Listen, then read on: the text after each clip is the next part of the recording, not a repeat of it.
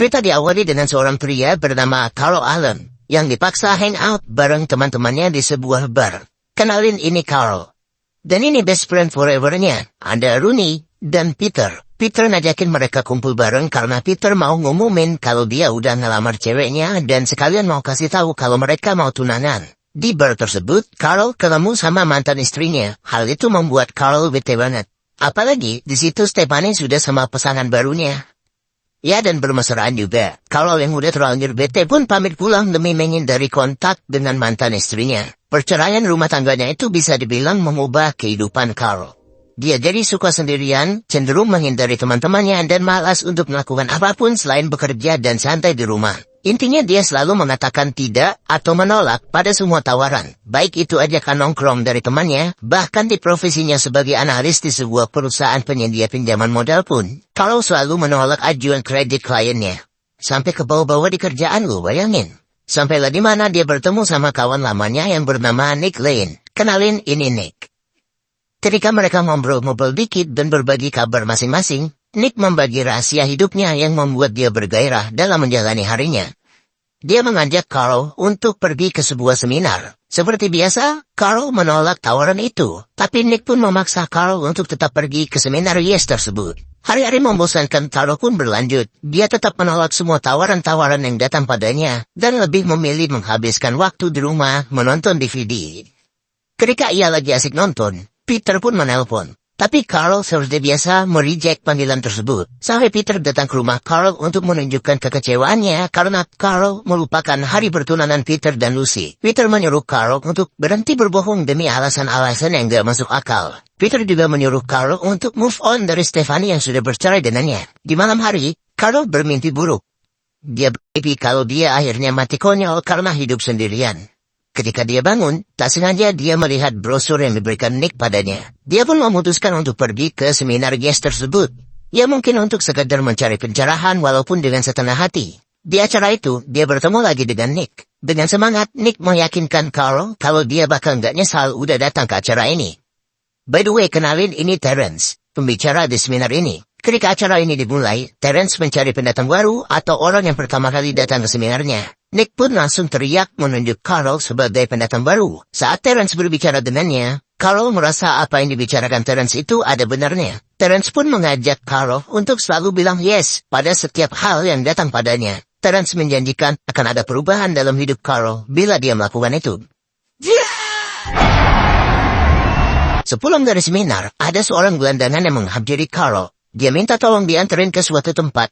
Agak ragu pada awalnya, tapi Nick mengingatkan Carl untuk menerima permintaan tersebut, termasuk meminjamkan teleponnya untuk dipakai sama gelandangan itu. Bahkan, ketika gelandangan itu meminjam uang pun, Carl memberikannya. Setelah selesai mengantarkan gelandangan itu, Carl pun pulang ke rumah. Tapi mobilnya kehabisan bensin.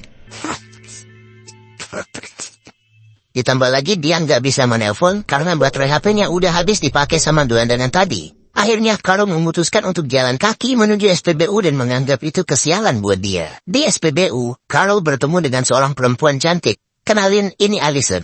Setelah Carl menceritakan kejadian yang membuat dia harus berjalan kaki menuju SPBU, Allison menawarkan Carl tumpangan menuju mobilnya. Dengan naik skuter dan sedikit kegilaan di tengah jalan, Carl pun diantar Allison menuju mobilnya. Ternyata, kesialan yang dia pikir karena mengantarkan gelandangan tadi menjadi sebab dia bisa bertemu dengan Allison. Kalau dari awal dia nggak bilang yes untuk nganterin si gelandangan, mungkin dia nggak akan ketemu sama momen ini. Saat itu pun dia percaya bahwa dengan berkata yes pada setiap kemungkinan, dia akan selalu mendapatkan keberuntungan. Carl pun mendalami materi-materi yang dia dapatkan pada seminar itu dan siap menghadapi hidup baru dengan selalu bilang yes pada semua tawaran yang datang padanya. Seperti ajakan nongkrong di bar bareng teman-temannya, menyetujui semua ajuan kredit modal nasabahnya, menerima undangan pesta kostum Harry Potter dari atasannya Norman, mengambil semua kesempatan kursus kayak kursus main gitar, kursus menerbangkan pesawat, kursus belajar bahasa Korea, melakukan kegiatan sosial dalam membantu gelandangan, dan dia juga menghadiri tawaran untuk melihat pertunjukan band di sebuah bar. Carl yang jadi yes man merasa nggak percaya karena ternyata band yang sedang ia tonton digawangi sama Allison.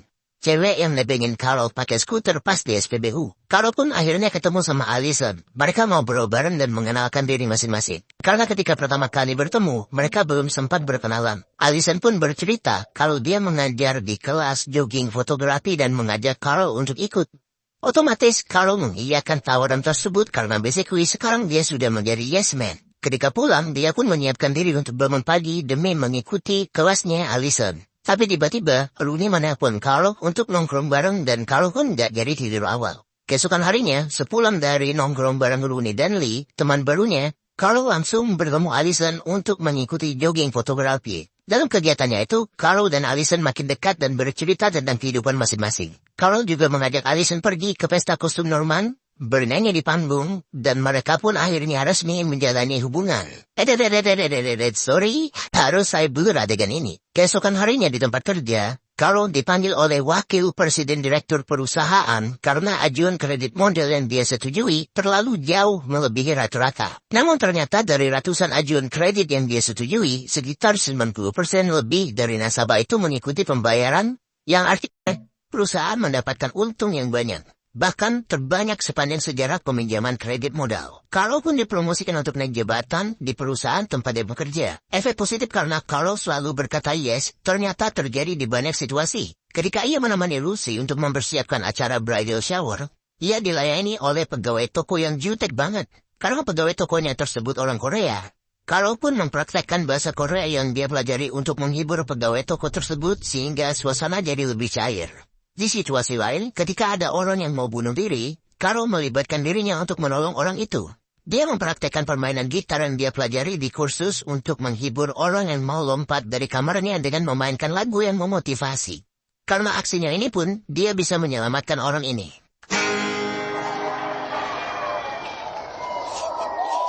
Kisah romansa Carol dan Allison berlanjut, mereka merencanakan traveling dadakan dengan mengunjungi tempat-tempat tujuan secara spontan.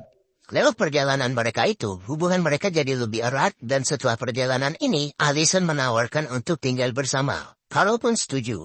Ketika akan memesan tiket pesawat, Carol dan Allison pun ditangkap pihak kepolisian. Carol dituduh membenci Amerika dan membahayakan negaranya karena riwayatnya yang pernah belajar pesawat, belajar bahasa Korea, melakukan perjalanan dadakan, dan lain sebagainya membuat Carol diawasi oleh polisi sebagai terduga teroris. Untungnya Peter yang berprofesi sebagai pengacara menjelaskan pada polisi bahwa Carol sedang mengikuti program yang mengharuskan yang berkata yes pada apapun.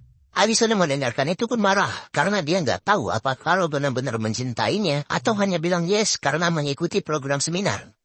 Setelah kejadian itu, Allison pun pergi meninggalkan Carol dan menghindari Carol. Di lain waktu, Carol Stephanie yang galau karena berselisih dengan pasangan barunya menghubungi Carol untuk bercerita. Dan karena terbawa suasana, Stephanie mulai merayu Carol. Dan kita bulur lagi adegan ini ya. Dan untuk pertama kalinya setelah dia menjadi yes man, Carol menolak ajakan Stephanie dan berkata no. Karena dia bilang no, dia berpikir dia akan terkena sial.